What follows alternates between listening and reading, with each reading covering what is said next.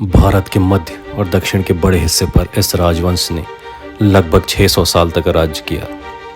इनके राजाओं का राज्य अभिषेक इसी स्थान पर किया जाता था।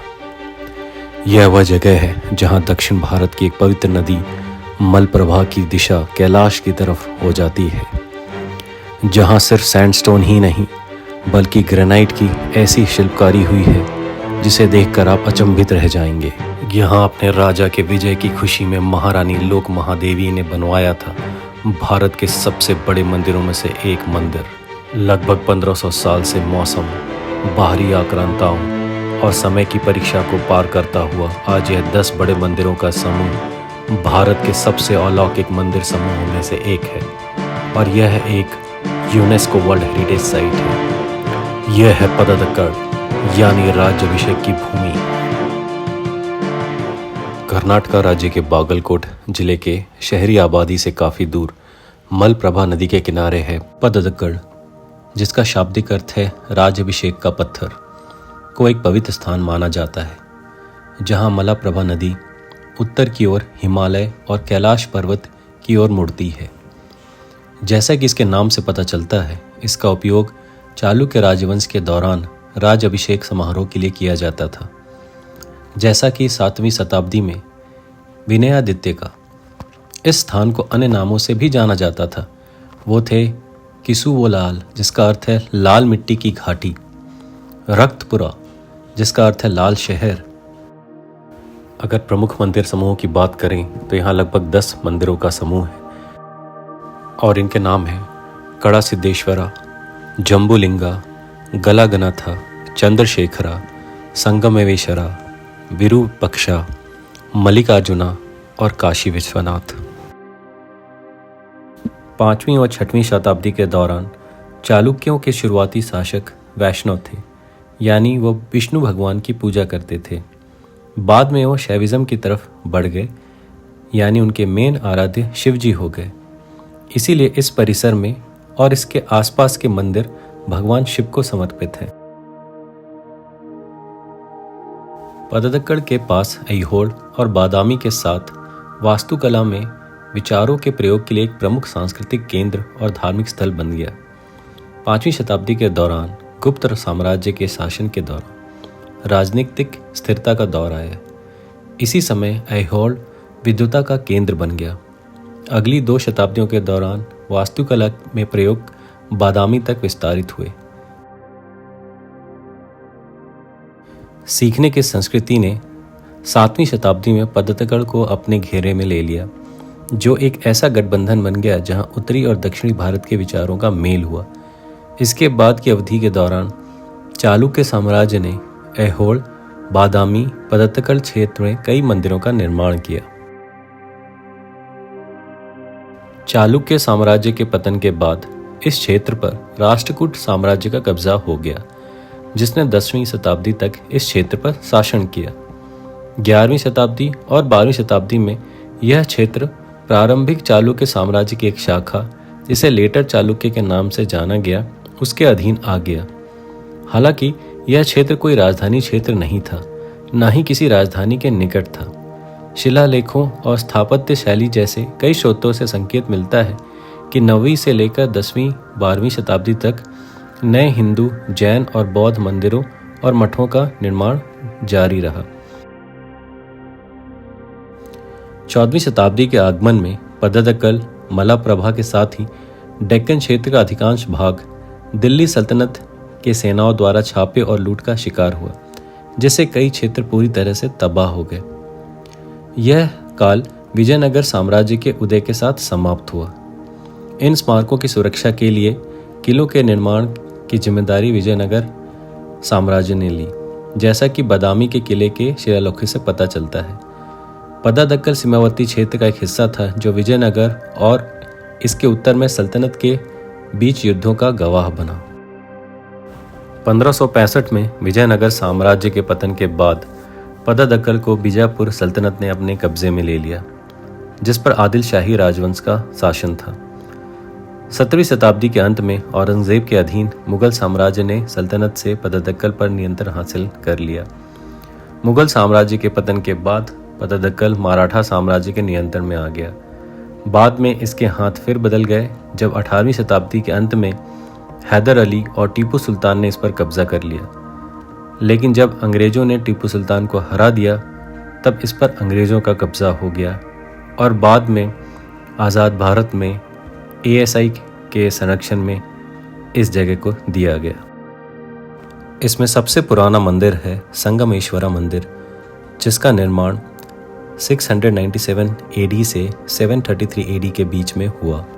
हालांकि यह पद्दक्कल मंदिरों में सबसे बड़ा नहीं है, फिर भी इसका आकार भव्य है। मंदिर का आकार चौकोर है, जिसका गर्भगृह पूर्व की तरफ है। गर्भगृह एक ढके हुए परिक्रमा पथ से घिरा हुआ है, जो कि 3 नक्काशीदार खिड़कियों से प्रकाशित है। गर्भगृह के अंदर एक शिवलिंग है और उसके सामने एक बरोटा है, जिसके दोनों ओर छोटे छोटे मंदिर हैं। गणेश जी और दुर्गा जी की जो नक्काशियां कभी इन मंदिरों पर पाई जाती थी, अब वह लुप्त हो गई हैं। मुख्य हॉल के पूर्व में नंदी जी की एक बैठी हुई प्रतिमा है। बरोठा के पीछे एक मंडप है, जिसमें 4 समूहों में स्थापित 16 विशाल स्तंभ हैं, जिन्हें मंदिर के पूरा होने के बाद जोड़ा गया होगा। मंदिर के ऊपर विमान अधिरचना और मंदिर की बाहरी दीवारों को अच्छी तरह से संरक्षित किया गया है। शिखर के 2 स्तर हैं और इसके शीर्ष पर एक वर्गाकार कूट शिखर और कलश है। लेकिन इन मंदिर समूहों में सबसे भव्य और सबसे बड़ा है विरूपाक्षा मंदिर, जिसे 740 से 745 AD के बीच बनवाया गया। माना जाता है यह मंदिर रानी लोक महादेवी द्वारा बनवाया गया था, अपने पति और चालुक्य महाराजा विक्रमादित्य की जीत की खुशी में, जब विक्रमादित्य ने पल्लवा राजाओं को कांचीपुरम में हराया था। यहाँ हमारी मुलाकात एक लोकल गाइड से हुई और उनका नाम उच्चारण करने में मुझे दिक्कत हो रही थी, इसलिए उन्हें मैंने अपनी तरफ से गणेश नाम दिया, क्योंकि उनके पास ज्ञान का भंडार था। यहाँ मुझे पहली बार पता चला कि क्यों हिंदू मंदिर हमेशा नदी के किनारे होते हैं, क्योंकि हिंदू मंदिरों को कंप्लीट होने के लिए 7 चीज़ों का होना बहुत ज़रूरी होता है। वह होते हैं गर्भगृह, अंतराला, परिक्रमा, सभा मंडप, मुख मंडप, नंदी मंडप और नदी।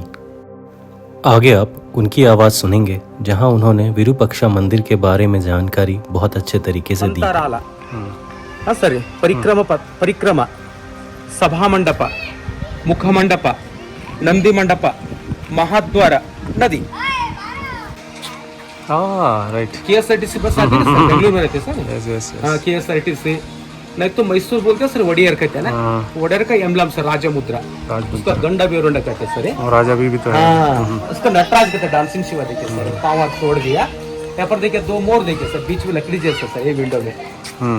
हाँ सर, तो सुंदर बनाया देखिए सर, तो पीकॉक है, बीच में लकड़ी, ऊपर के मोर रखा टॉप में। लास्ट सर ये सर शिवा, पार्वती, नंदी, मोर को भी देखिए मूड के देख रहे हैं कैसे भी सर, अच्छा टॉप भी देखिए, विष्णु भगवान देखिए सर, विष्णु भगवान इतनी सुंदर स्मेल फेसिंग देखिए सर, कैसा स्मेल दे रहा है। इधर सिमेट्रिकल विंडो सर है सर, कागज में ड्राइंग करता है व्हाइट पेंट में, वो फोड़ का तो सेम टू सेम आते हैं ना सर।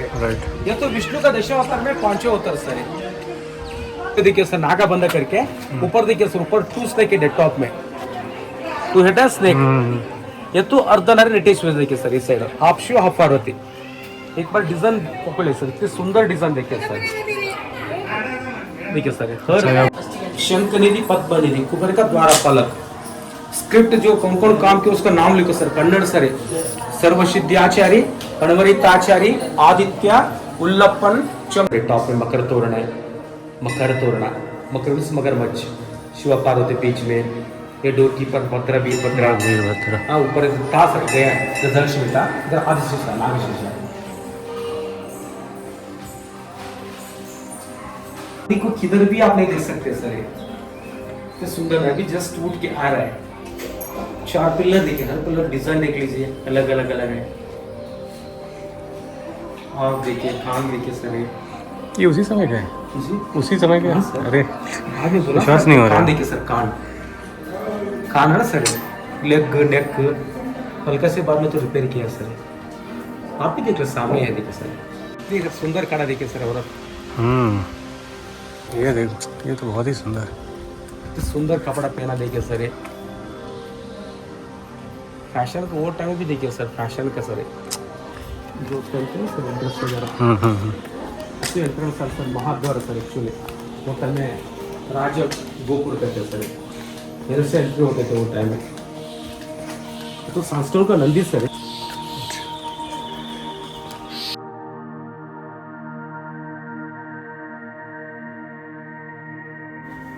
हमारे देश का इतिहास बताना इतना आसान नहीं है, क्योंकि हमारा देश इतिहास से भी पुराना है।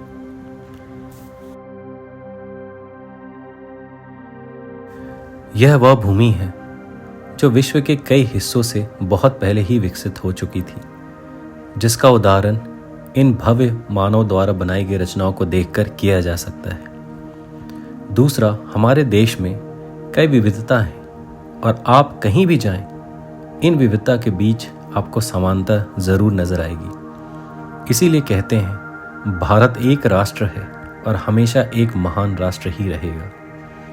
इसी के साथ आपसे विदा लेते हैं, इस वादे के साथ कि आपसे फिर मुलाकात होगी। तब तक के लिए नमस्कार, आप बने रहिए हमारे साथ।